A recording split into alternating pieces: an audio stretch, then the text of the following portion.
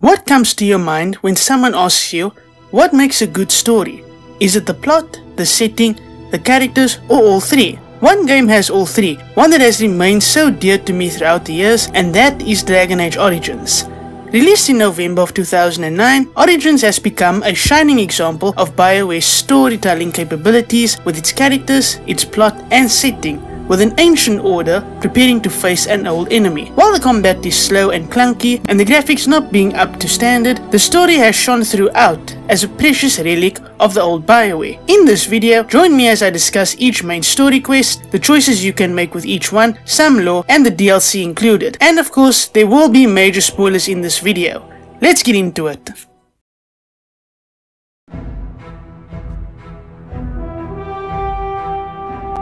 If you do know Origins, you may skip to this timestamp. Dragon Age Origins takes place within the country of Ferelden, where an impending darkness is to come, the return of the Darkspawn and a fifth blight, led by an archdemon. An archdemon is an old god, a dragon which sleeps under the ground until the Darkspawn find it and taint the dragon, allowing it to lead and commence a blight. The blight began after the second sin, as the Chantry believes, in which the Winter Imperium Magisters breached the seat of the Maker using blood magic and corrupted it, returning to the mortal world as Darkspawn and spreading their taint to others. The blight represented in Origins is the fifth blight, led by the tainted old god Urthemiel, with the first blight being led by the old god Dumat. The first blight was quite devastating to the dwarves, and it also shows how the Grey Wardens rose to power in order to fight the Darkspawn and prevail. With the impending blight upon Ferelden, the Wardens will be called upon once more in order to defeat it.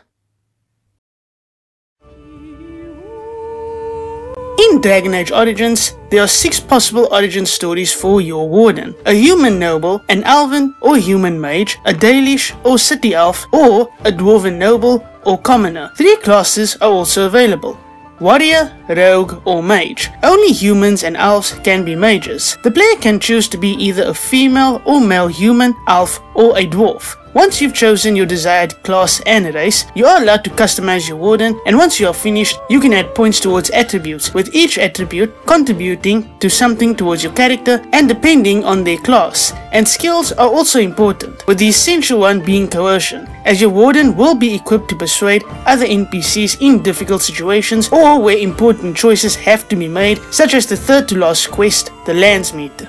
Each origin story acts as a prologue for your Warden, and with its own betrayals and heartache for your character. The dwarf noble being framed for murder, the human noble betrayed by a familial ally, and the city elf's wedding being interrupted by selfish human nobles within the capital of Denerim. And depending on your origin story, some NPCs may react positively or negatively throughout the entirety of the game. In all of the origin stories, your character will become a Grey Warden with the help of Duncan. And after the conclusion of your character's origin story, Duncan will lead you to an early turning point of origin story, Ostagar.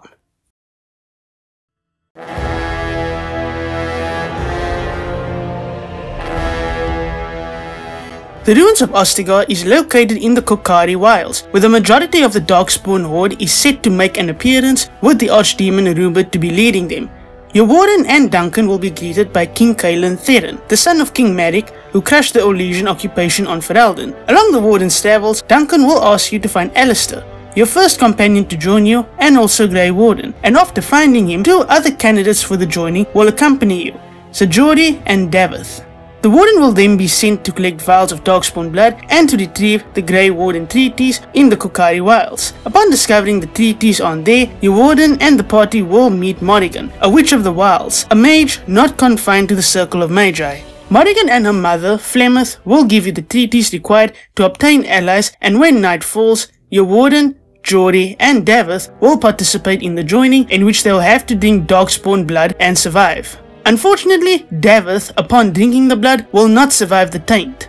So Jory begins to protest against the joining, but it results in Duncan killing him. With your character surviving the joining, Duncan and your Warden will meet with Loghain MacTeer, voiced by the great Simon Templeman, and King Cailan, discussing the strategies for the battle to come. Cailan will suggest that the Warden and Alistair light the signal at the top of the Tower of Ishal, and during this mission you will encounter dozens of Darkspawn alongside 2 temporary NPCs, and you'll make your way up to the tower, where you will face an ogre and the first boss of the game. Once you have defeated the ogre, you will be able to light the signal. However, not all goes to plan.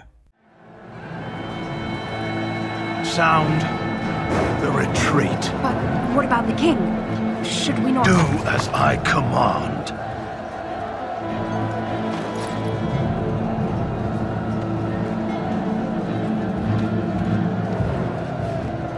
Pull out! All of you, let's move!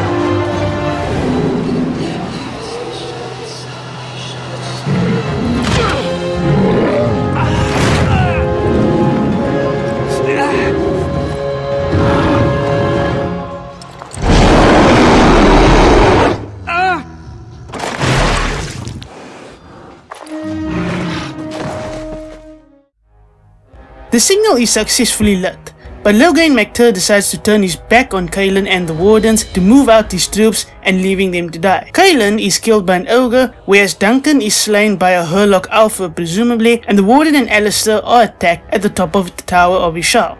After the battle, it is revealed that Flemeth saved you and Alistair atop the tower, with Morrigan stating Loghain quit the field. The treaties will grant you the main quests: Broken Circle, a Paragon of a Kind, Nature of the Beast, and the Arl of Redcliffe.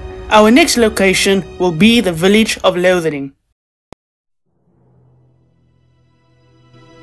There are 9 possible companions to join your Warden on their journey: Alistair, the dog, Leliana, Morrigan, Wynne, Ogden, Zevran, Sten, and Shale. Gaining approval or disapproval stems from conversations, the choices you make, and the gifts you can give to them. Each companion has their taste in gifts they prefer, such as Alistair having an interest in runestones and Grey Warden items, Morrigan liking jewelry and pendants, Wynne liking scrolls and books, Sten appreciating paintings, etc.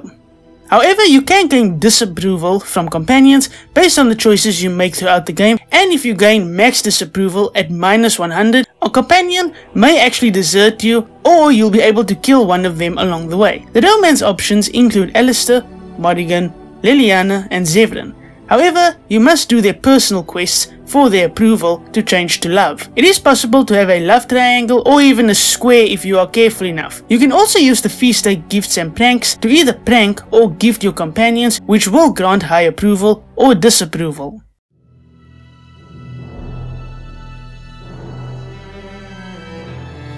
Our next stop after Ostagar is Lothering, a small village north of it. 2 companions can be recruited here, Leliana and Sten. Leliana will help you in a tavern fight against Loghain's men, where you can either accept or reject her here. If you do reject Leliana, she will show up before you leave Lothering, asking for you to take her with. Sten is locked up in a cage by the Chantry on the charge of murder. You have 3 options here: leaving Sten to die, have a rogue unlock the cage, or have the revered mother release him, provided your coercion skill is high enough. There are also side quests in Lothering, such as making traps, health potions, and the Chanter's board to grant you some money. Upon leaving Lothering, you will be able to save 2 dwarfs, Bodon, Fedric, and Sandal from some dogs. However, upon completing any main story quest, Lothering will be inaccessible.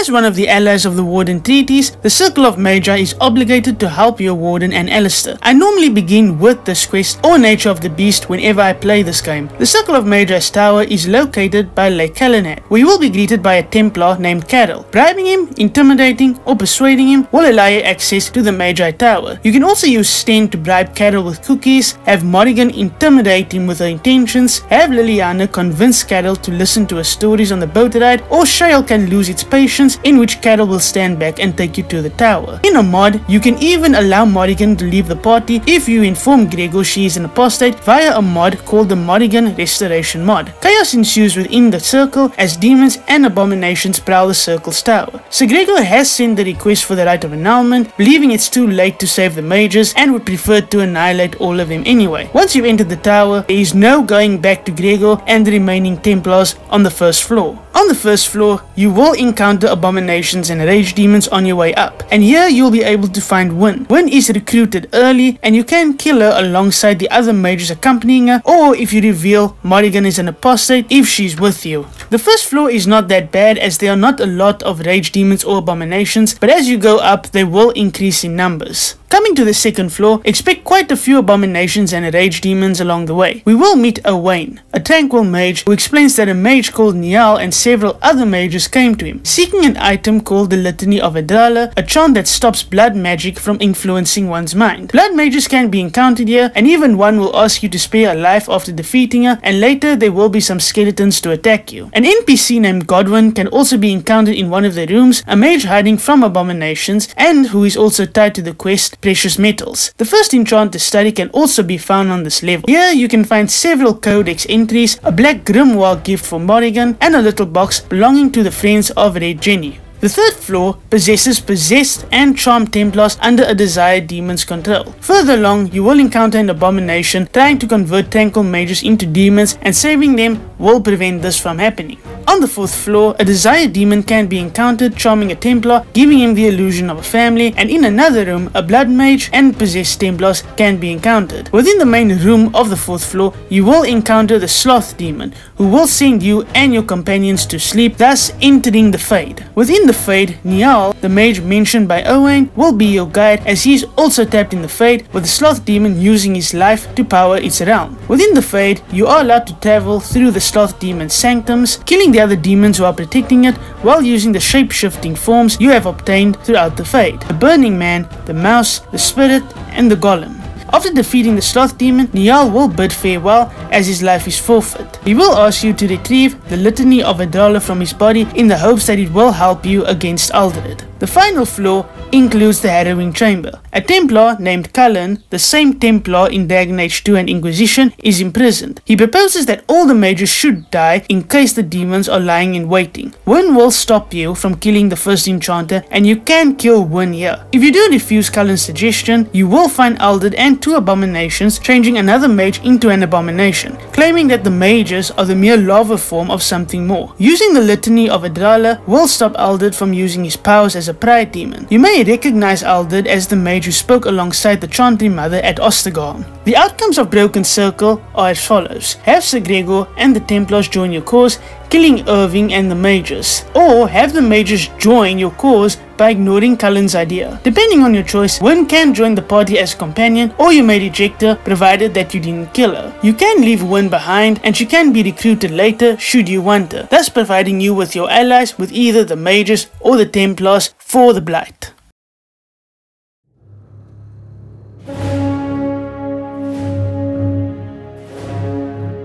Our next quest takes place within Orzammar, and it is the longest quest out of them all. Orzammar is in disarray after the death of King Endrand Idukan, with two possible candidates up for the throne, Lord Pyral Harrimont and Balin Idukan. However, according to the Assembly, only a Paragon may help sway the votes for a new king. After the assembly and meeting with Stuart Bandalore, you will have a choice to meet with Dulan Ferenda, representing Lord Harrimont, and Vator Kovan, representing Prince Balin, each one having tasks for you in order to gain your trust. Balin will be wanting you to expose a real estate scam within the noble circle, and Harrimont wanting to find out why his representatives in the Proving pulled out. Once completed the first task, we will move on to the next one, and this includes taking out Javia and her gang, the Carter, in an attempt to sway more support with the public and, more importantly, the Assembly. We will find the Carter in Dusttown, considered to be the poorest part of Orzammar. When entering the Diamond Quarter, a dwarf merchant named Figo will be interrogated by some Carter members. If you surpass persuasion or intimidation, you can either pay, refuse, or intimidate Rogar, the leader, if you do surpass a persuasion or intimidation check. If your warden is a dwarf commoner, Rogar will leave you alone without any hassle and you will gain access to Figo's shop. This doesn't actually change much within the quest, it just gives you an extra merchant to go and obtain items for.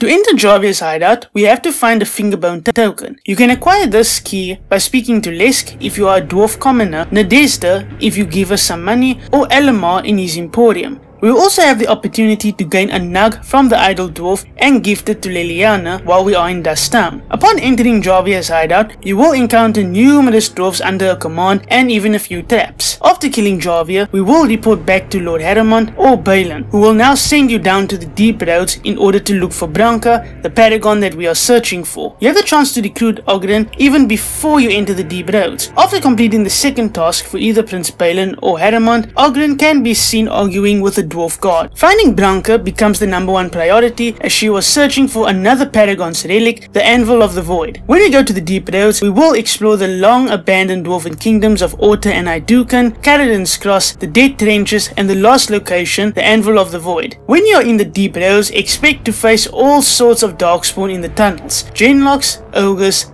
Hurlocks, Shrieks, and other enemies such as spiders, deep stalkers, and brontos. You can also complete a quest called Asunder and face a pride demon, and you can find different pieces of a sword known as the Topsiders Blade and find the lost records belonging to a dwarf named Orta. The deep roads takes the longest to traverse in due to its many tunnels and closed up areas, and you could run into bosses that you are not prepared for, such as the Genlock Forge Master and the Ancient Darkspawn. Both can be found within the Dead Trenches only. Our next stop before the Anvil of the Void are the Dead Trenches. Here is the first time we will see the glimpse of the Archdemon leading the Darkspawn to the surface. With the end of that cutscene, we will be introduced to the Legion of the Dead, a group of dwarves fighting Darkspawn alongside their leader, Cardal. Later down the Deep Trenches, after defeating countless Darkspawn, we will encounter Hespeth, who is in fact reciting the slow and yet disturbing introduction towards a broodmother, where she explains what happened to Laren, a dwarf woman who was with Branka and her party while searching for the Anvil of the Void. Broodmothers are the ones who produce Darkspawn. Broodmothers who were dwarves produce Genlocks. Broodmothers who were human produce Hurlocks, such as the Mother in Awakening. Broodmothers who were elves produce Shrieks, and Kunari bear ogres. Laren was allowed to become a broodmother through Branka in hopes that Branka can use the children as a way to navigate Caradan's steps guarding the Anvil of the Void. After defeating Laren, Hespeth returns, commenting on why the Darkspawn need to attack the surface, and according to the Dragon Age toolset, Hespeth will throw herself into the lava, not being able to face the real threat lying before us,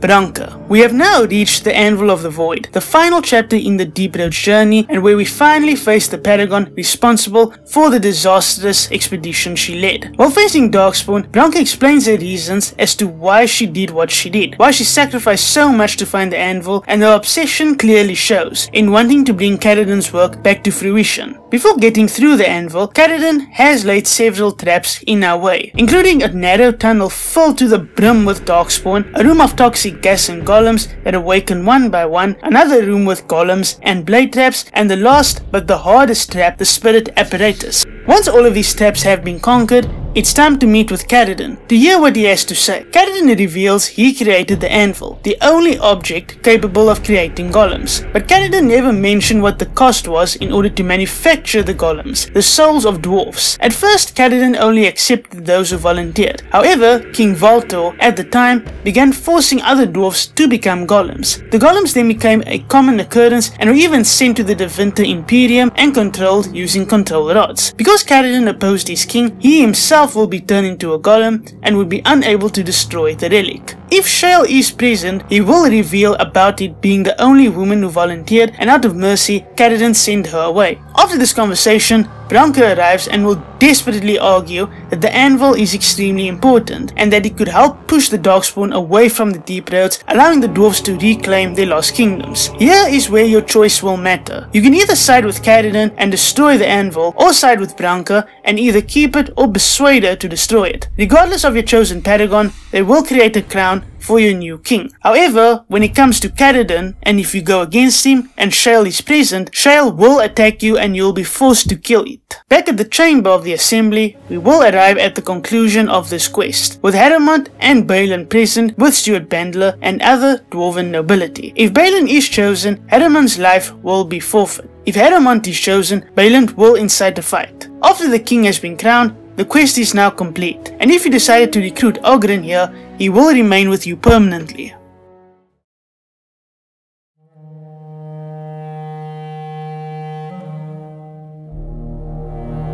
Our next main quest requires us to go to the east of the map. The quest is in the Brazilian forest. Here we will meet the Dalish keeper Zathrian, who discusses a werewolf curse on his people. You will then be tasked after speaking to Zathrian in order to find the heart of a great wolf named Witherfang, who is deep within the wilds. While entering the Brazilian forest, you will encounter Swift Runner, a werewolf who is speaking on behalf of Witherfang and will protect Witherfang with his life. In the forest, you will face Sylvan, Hurlocks, ogres, bears, and even revenants and skeletons. While continuing your journey throughout the Brazilian forest, you will encounter a barrier. However, in order to get through this, you must either gain a special branch from the Grand Oak or the Mad Hermit. In order to get this, the Grand Oak will need his acorn back, in which the Mad Hermit has taken. You can, in fact, convince the hermit to give it back by trading an item without facing him as a boss. Within the Brazilian forest, you will encounter Dagon, a cursed elf who has been bitten by a werewolf, and another werewolf named Deniala, in which she will beg you to kill her in order to stop the pain that she is going through. Once you have received the branch from either the Mad Hermit or the Grand Oak, it will grant you access to the heart of the forest, and here is where you will first see Witherfang. After you encounter with Witherfang, you will traverse through the Elven ruins. Here you can find tombstones, and to start the quest, the Mage's Treasure, in order to find the armor set Juggernaut, and when reaching the lower level, where you must find your way to the werewolf lair. Once you have found the entrance to said lair, here a werewolf will ask for a truce, informing us that the Lady of the Forest wishes to speak.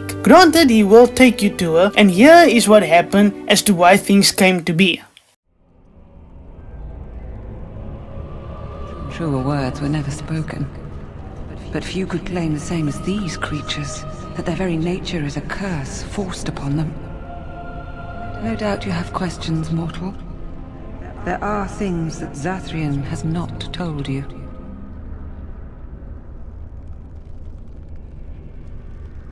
It was Zathrian who created the curse that these creatures suffer. The same curse that Zathrian's own people now suffer. Centuries ago, when the Dalish first came to this land, a tribe of humans lived close to this forest. They sought to drive the Dalish away. Zathrian was a young man then. He had a son and daughter he loved greatly. And while out hunting, the human tribe captured them both. The humans tortured the boy, killed him. The girl they raped and left for dead. The Dalish found her, but she learned later she was with child. She killed herself. Zathrian came to this ruin and summoned a terrible spirit, binding it to the body of a great wolf. So Witherfang came to be. Witherfang hunted the humans of the tribe. Many were killed, but others were cursed by his blood, becoming twisted and savage creatures. After revealing as to why Zathrian placed the curse on the humans, the Lady of the Forest will ask you to bring Zathrian to her to help him see how the werewolves have been suffering. When you go back to the upper levels, Zathrian will be there already. However, you have to try quite a bit in order to get him to come down to the ruins to speak to the lady. Here, it is revealed he used his own blood to create the curse, and as long as it is present, Zathrian will continue to live. Here is where your choice matters. You can either side with Witherfang or with Zathrian. Siding with Witherfang will result in Zathrian giving up and agreeing to end the curse. freeing the Lady of the Forest and curing the werewolves who will revert back to human. You can also kill the cured werewolves even after gaining a reward from them. Siding with Zathrian will result in the lady changing to Witherfang and attack you, alongside Swiftrunner and the other werewolves in the room, where you will be able to obtain the heart of Witherfang in order to cure the elves. However, there is another option. After allowing the lady a chance to speak, you may include the option of wiping out the Dalish camp. This is the only way of gaining the werewolves to join you for the final battle against the Darkspawn. In this choice, however, you will battle every elf in the Dalish camp. This will result in any side quests being incomplete. Depending on your choice, siding with Zathrian or the werewolves, you will have more allies in order to join you for the Blight.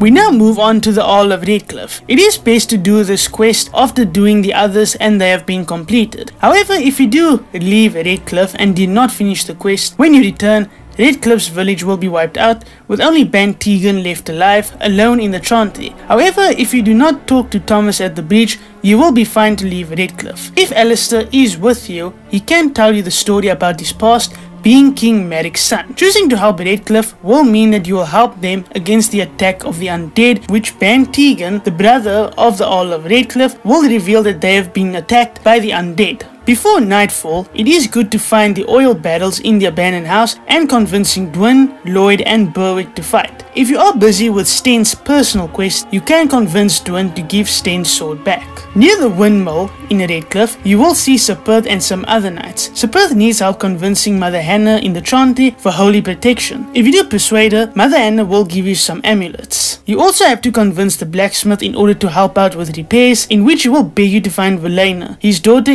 in the castle. Ensuring Murdoch and boosting his morale will also increase your chances. During the evening, the dead will arrive, leaving you to defend the windmill and the village circle. And when the morning comes, after defending the village successfully, Ben Tegan will meet you at the windmill, and we are then introduced to Isolde, Al Eamon's Orlesian wife. Tegan will decide to go with her as she does beg him to do so, but before doing so, he will give you a key to a cellar in the windmill, which will give you access to the castle. Here you will encounter quite a few walking corpses and Jowan. A mage was appointed to tutor Connor, Isolde's son, as he showed signs of being a mage, while Isolde chose to hire Jowan for fear she'll never see Connor again if he is sent to the Circle of Magi. Jowan was also sent to poison Al Eamon on the behalf of Loghain MacTeer. If your warden is a mage, Jowan will recognize you, as he did escape the circle after being revealed to conspire with his secret love Lily and use blood magic to weaken the Templars in order to escape. Later, we will encounter Connor, his mother Isolde, and Tegan, who is influenced by Connor. There are additional quests that you can do in Redcliffe, such as finding Caitlyn's brother Bevan and obtaining the Green Sword, continuing a quest from the Kokari Wilds for Lost Will and Testament, and quests from the Blackstone Irregulars. Here we see Connor for the first time in Redcliffe Castle, and you can definitely tell there's something alright with this boy. Connor is possessed by a desire demon whom he accidentally summoned when he wanted to save his father and was sending the dead to Redcliffe village. Before fighting Tegan and some guards, there is a small glimpse of Connor that will slip through and he leaves, presumably to the upper level of the castle. After the fight with Tegan, you can explore the castle and find Connor in his room where he can be killed, and after fighting the desire demon possessing him. However, Isolde will come running in and stop you. You can either knock her out or allow her to kill Connor yourself. There is another option, and that is to have Jowan released and he will present a solution. A mage must enter the Fade to face the demon, attempting full control over Connor. But for him to do so, someone must be sacrificed to blood magic. Isolde will give herself up for the ritual. However, the best option is to have mages of the circle come and perform the ritual themselves. However, you must have saved the Circle of Magi and Irving to do this, as choosing the Templars in Broken Circle will result in this choice being non-existent. Entering the Fade, you will encounter the Desire Demon 3 times before you are able to enter her sanctum with her true form. She will try to converse with you. However, if Jowan, Irving, Wynne or Morrigan have entered the Fade, they will fight her regardless. If you, the Warden, are a mage, you can accept an offer from her. Learning the Blood Mage specialization, gaining a kiss from her and getting spicy, boost the approval of one of your companions, or gaining a tome of ethereal suggestion. You can also intimidate the demon to leave Connor, however you must have tier 3 of coercion in order to force a hand. Or you can also arrange for the desired demon to possess Connor later. The outcomes of Redcliffe are the following. Connor's death and his soul dying from Jown's ritual. The Warden allows Connor to be possessed later, and his mother, Isolde, being sacrificed for nothing, and allowed Irving and the mages to perform the ritual and save Connor and Isolde both, or by killing Connor by knocking out Isolde, or allow Isolde to kill Connor herself. When it comes to Jown's fate, you can allow Jown to be executed by Tegan, you can offer to kill him yourself by executing him. You can also leave him in the cell for Arl to decide. After the Urn of Sacred Ashes and Arl is healed, you can either have him sent back to the Circle of Magi or have Arl executing him. You can also free him, which earns a Chanter's Board quest called Jown's Intention, in which he was helping refugees from blighted wolves and a bear somewhere in Ferelden. You can either kill him or let him go, thus ending his story. When you get back at camp, Alistair will give his opinion as to what happened at Redcliffe. If you did allow Jown to do the ritual and for his soul to die, it will result in disapproval, and if he was there and Connor was killed, he will disapprove of this as well. However, if you saved his soul and Connor by using the Circle of Magi, Alistair will be quite grateful for the outcome.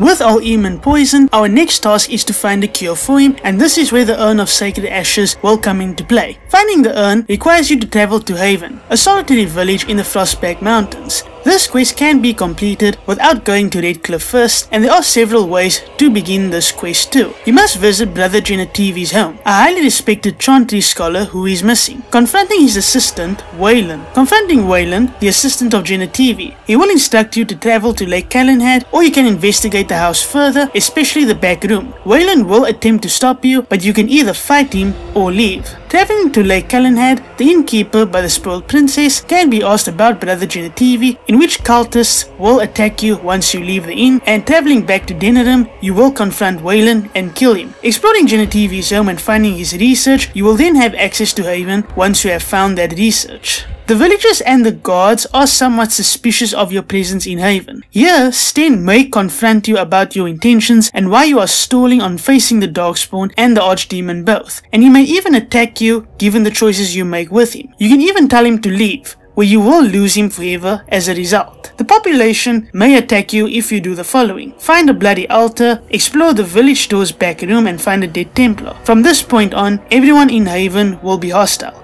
In the Haven Chantry is where you will find and kill Father Alaric in the Chantry, and Genetivi can be found in the back room. You can let him come with you to the temple, or you can convince him to go back home to Denerim. While you explore the ruined temple and the mountainside caverns, expect to engage with drakes and even more cultists and even dragonlings. Eventually we will meet Colgrim, the leader of the cult in Haven, who believes the dragon guarding the ashes is Andraste. While we can all safely say that this man is an idiot. Colgrim will give you a suggestion. Defile the ashes by pouring blood into it. However, Liliana and Wynne will not approve of this action, and they may actually attack you the moment you decide to do this. If you do refuse Colgrim, he will attack you. You can trick him into thinking you will defile the ashes, and you may return to fight him again, as you will have fewer allies in combat. The Guardian, an ancient disciple of Andraste, will ask you and your companions a question of any regrets that you and they have had. The Gauntlet presents several challenges, such as riddles, a bridge puzzle, and facing ghostly counterparts of your warden and your party, and encountering a spirit of someone from your warden's origin story. With the final resting place of Andraste before us, we will have the ashes required to heal Arl.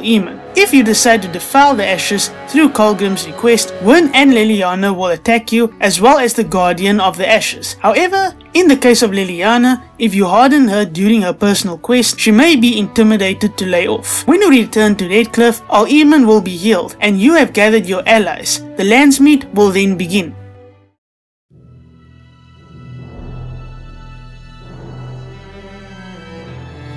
The Landsmeet is the third to last quest in Dragon Age Origins, and it is quite the imperative one. When you reach Arl Eamon's estate in Denidum, you will be greeted rather coldly by Loghain, Sir Corthrian, and Arl Howe. There are two main quests in order to bring Loghain to justice and to provide any evidence of any wrongdoing that he has done. In order to find the evidence, we need to go to the Arl of Denidum's estate in order to save Queen Anora and to investigate the unrest in the Elven alienage. Documents from the alienage will prove that Loghain selling elves to Deventer slavers. For the Landsmeet, you'll have to convince the nobles to support you against Loghain, with Anora being the greatest asset. However, you can actually win the Landsmeet without help.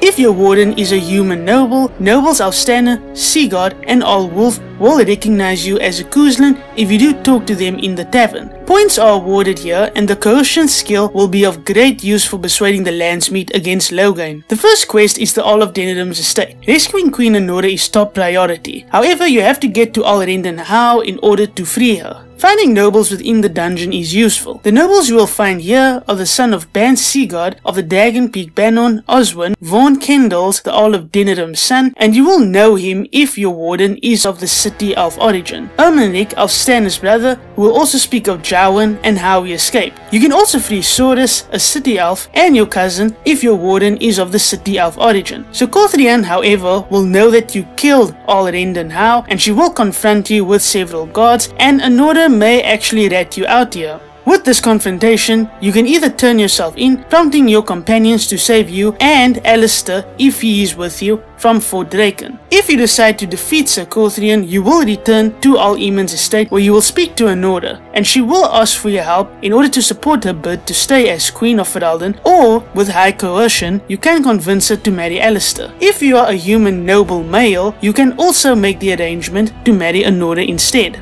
After the Arl of Denidum's estate has been completed, your next task will be the Elven alienage. The alienage is in disarray as a plague is in place, and Deventer soldiers are quarantining elves, with the elder Valandrian and Shiani's uncle Syrian being missing. You may also help a blind Templar named Otto to investigate an orphanage in the alienage as a side quest. Around the quarantine building is an elf guard. You can either bribe him or kill him to gain access. After killing Deventer soldiers within, you'll find a note that can be shown to Shiani, claiming that elves are being shipped but their location is unknown. Traverse through the rundown apartments and you'll encounter more Deventer soldiers, and eventually you will catch up with a mage called Caladrius. Caladrius has an arrangement with Loghain in order to ship elves to Deventer to fund for Loghain's troops. Here, he can make you two offers. Either pay him 100 sovereigns, or once you've beaten him, he will offer to strengthen you by using blood magic, or you can let him go. If you do kill Caladrius, you will loot the slaver's documents with Loghain's seal attached to it. With the evidence and the support you have acquired throughout, the Landsmeet will be our next quest. Arl Eamon will call the Landsmeet, advocating for Alistair's place for the throne. If you gave yourself up to Sir Corthrian, she will appear before you enter the chamber, and you can intimidate her or persuade her to back down, in which she will say the following about Loghain. But I owe him everything. I cannot betray him. Do not ask me to. I never thought duty would taste so bitter. Stop him, Warden. Stop him from betraying everything he once loved. Please. Show mercy. Without Loghain, there would be no Ferelden to defend. After Arl Eamon's speech, Loghain will enter and he will interrupt him, but will keep harping about the Oleasians instead of the pressing issue being the Blight and the civil war in Ferelden. If your coercion skill is high enough, you may sway the Landsmeet by calling out Loghain on his crimes against Ferelden. If you have saved the nobles, gained Anora's support, the Landsmeet will turn against Loghain. If not, the Landsmeet will be against you. It is possible, however, to win the Landsmeet without Anora's help. Loghain will try to attempt a coup, but here you can challenge him to single combat. If you choose Alistair, he will kill Loghain indefinitely. If you combat Loghain, you will be presented with the choice by Riordan. Wait, there is another option. Batean is a warrior and general of renown. Let him be of use. Let him go through the joining. There are 3 of us in all of Ferelden, and there are compelling reasons to have as many wardens on hand as possible to deal with the Archdemon. The joining itself is often fatal, is it not? If he survives, you gain a general. If not, you have your revenge. Doesn't that satisfy you? Absolutely not! Riordan, This man abandoned our brothers and then blamed us for the deed. He hunted us down like animals. He tortured you. How can we simply forget that?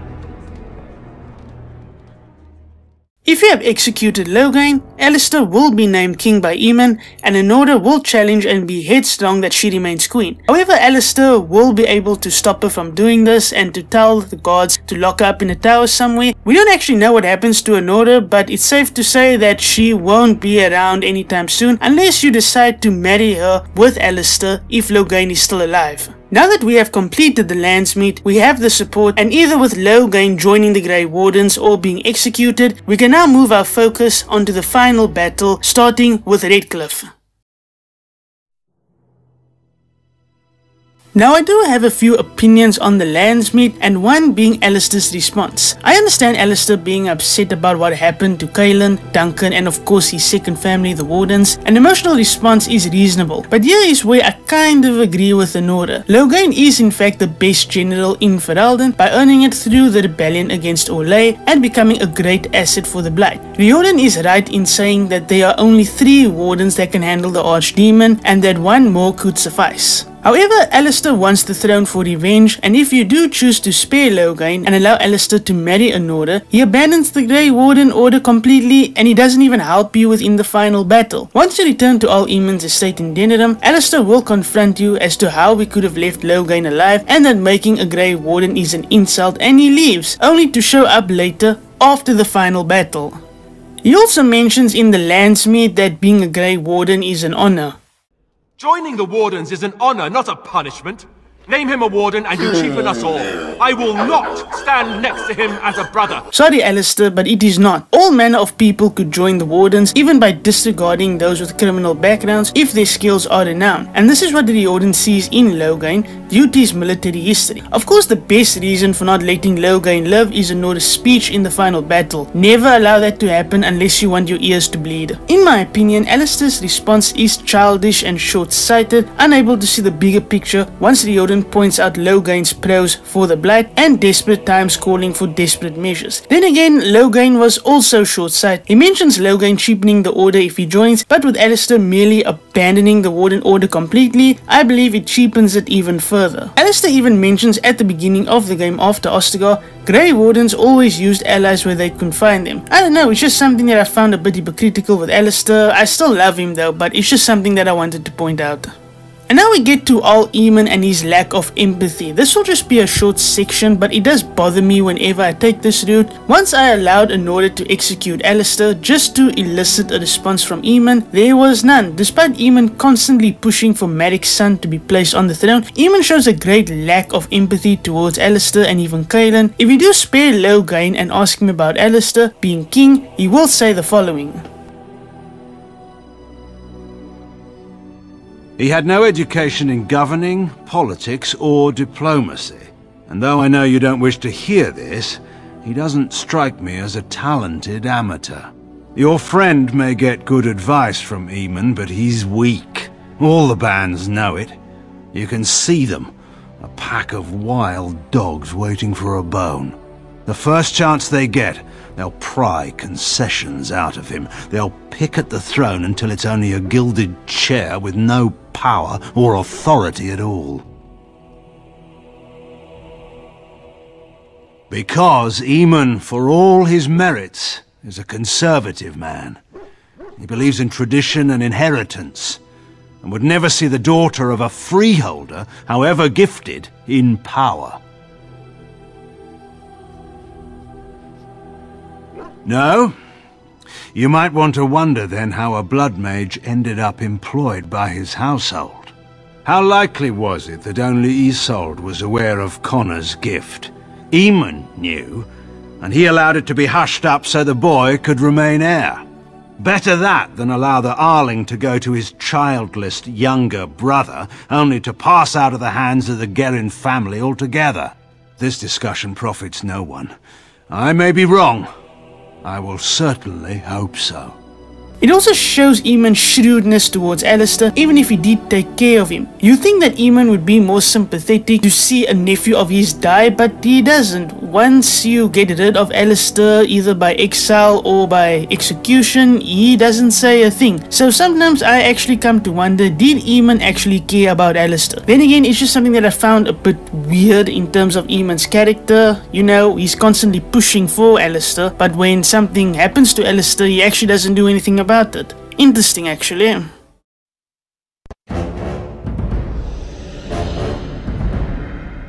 We have now arrived to the final battle. All our choices have come down to this. Beginning with Redcliffe being attacked first and the main Darkspawn horde advancing to Denerim with the Archdemon at the head. At Redcliffe, Riordan will meet with you, Alistair or Loghain to discuss why the Grey Wardens are needed.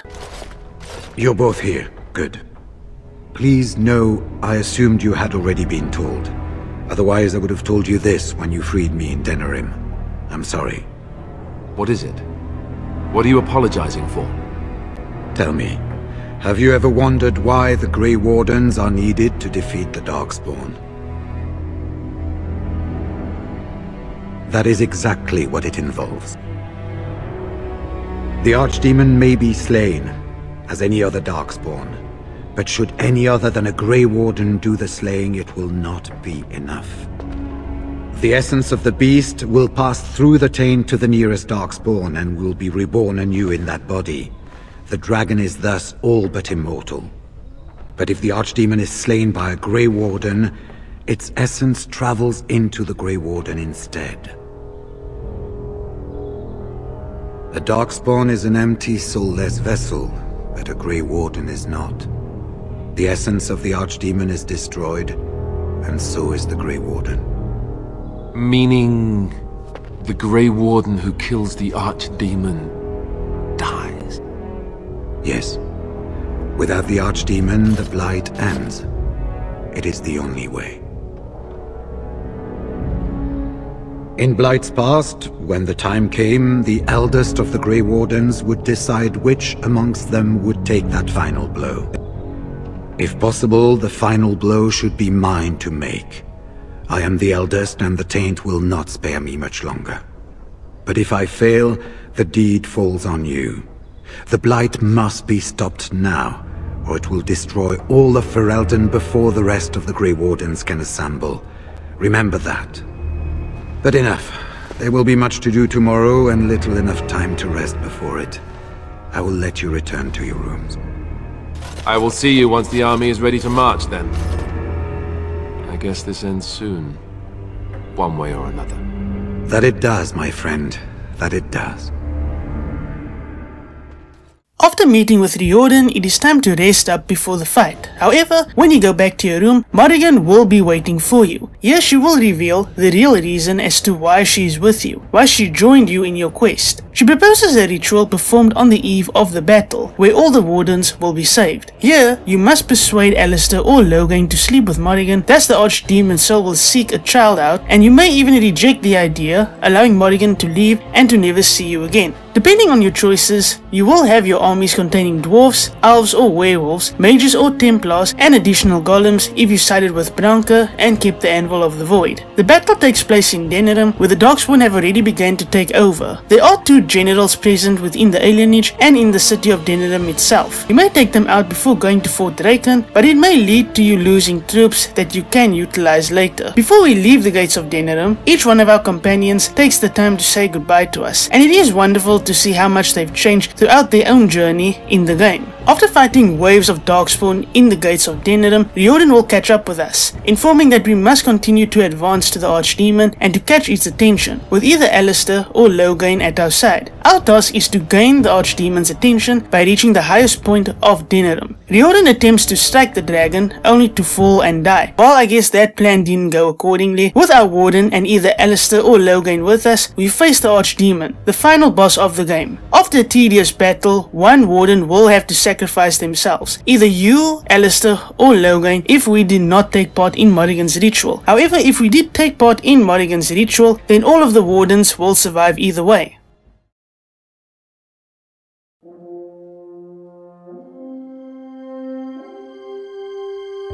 And so we have done it. We defeated the Blight and the Archdemon, but at what cost? If your warden made the sacrifice and did not take Morrigan's ritual, then there will be a small funeral held for them in Redcliffe, and depending on your origin story, someone from said story will be present as well, including your companions and other NPCs you've met along the way. However, if everyone survived and you did take Morrigan's ritual, then there will be a small post-coronation sequence in which either Alistair or Anora will be crowned monarch of Ferelden, and after the coronation, you may be able to speak with your companions to hear where they decide to go next, and of course to thank you for everything that you have done for them. There is also an epilogue sequence where you will find out what happened after each main story quest, and it is interesting to see how your choices will reflect for the future of said quests and the people surrounding it too.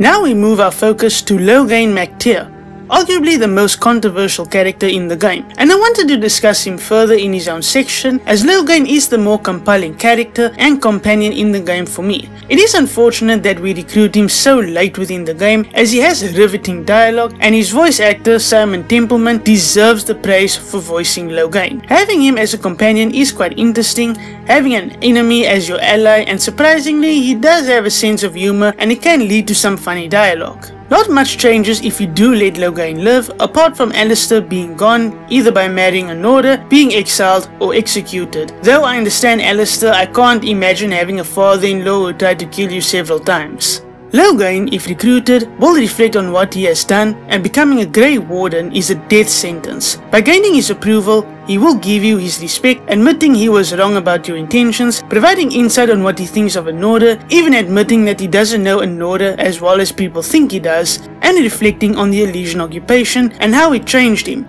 In my eyes, Loghain believed that Olay would always be the real threat, because of how hard he fought with King Maric to have Olay leave Ferelden, with his paranoia and cynicism blinding him to the pressing issue of the Blight. If he joins you in the Return to Ostagar DLC, he will show his anger and disapproval of Kaelin, writing to Empress Selene of Olay, and having the idea of leaving Anora, who is also Loghain's daughter, and believing that Kaelin would be a foolish emperor and allow Elysians to come back. However, Kaelin knew the Battle of Ostagar would have been a failure anyway, as said by Alaric Moraine, a former honor god of Kaelin's, as the Darkspawn hordes were far greater in numbers, with Kaelin's bravado being a front. And Loghain's anger in terms of Kaelin leaving Anora is shown within the following letter from Al-Eamon.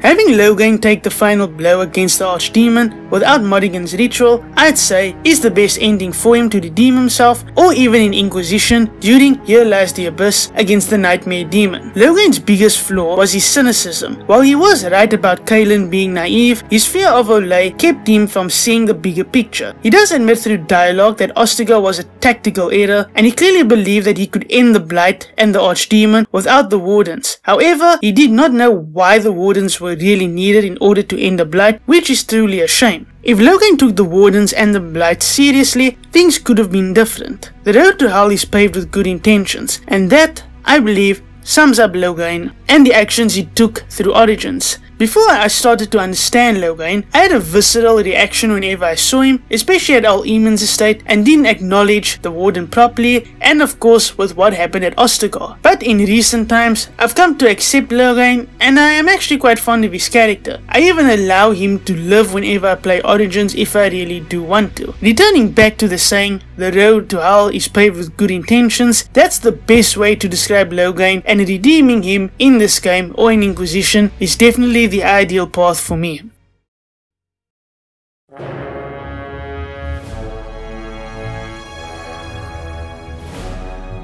There are 4 DLC campaigns you may play through within Origins and can be accessed from the main menu: the Darkspawn Chronicles, Liliana's Song, the Golems of Amgarak, and Witch Hunt. These campaigns do not add anything to the main story, but it is a great way to experience other stories connected within the Dragon Age world. The one that truly stood out for me was the Darkspawn Chronicles. While it is quite short, it's a great what-if story in which our warden dies in the joining and Ferelden is united through Alistair as the sole Grey Warden. I will admit I haven't played through Liliana's Song or Witch Hunt. In all honesty, I wasn't interested and I'm still not. The Golems of Amgrab is quite the, how would I put this, diverting experience. Despite running up and down like lunatics within Amgrab Tide, it's also fascinating how the dwarves truly wanted to create an alternative to the Anvil of the Void, Caridan's creation, and the lengths they went to for an alternative. Within the main story, there are 3 quests you may complete: Return to Ostagar, the Stone Prisoner, and Warden's Keep. Each one has a gold icon that you may find on the map, given that you do have the DLC installed. Return to Ostagar is my favorite out of all 3,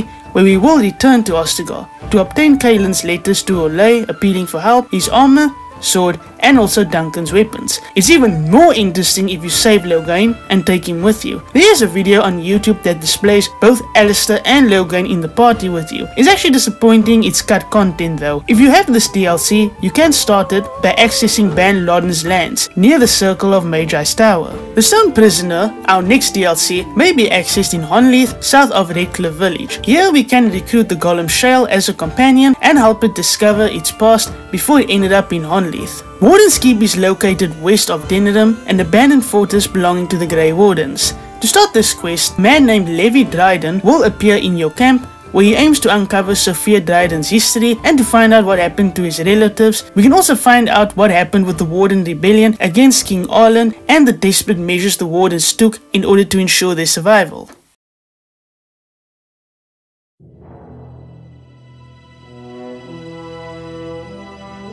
And now for my thoughts. Dragon Age Origins is a brilliant game. The gameplay and combat are a bit repetitive and the enemies don't have much of a discernible difference. The maps are large and require a lot of running around, especially within the Deep Rows and the Golems of Amgrad, and of course the Fade. The story really drew me to this game, even 15 years later, and now in 2024, Origins lives up to the reputation it has garnered. Its larger than life companions, exploring deplorable choices you'll have to make, and its incredible story makes for an enjoyable experience of a classic BioWare game. Learning and even reading through the codex pages wasn't even a chore for me, and each page would be updated depending on the choices you made and the consequences that would follow. Origins is phenomenal, one that I truly and highly recommend anyone to play. When I first played Origins, I didn't take in the story that much until I got to a Paragon of a kind, and honestly, I didn't expect to be traumatized by a damn dwarf. With the companions, they are some of my favorites, and they are a great cast of characters too, with my personal favorites being Alistair, Shale,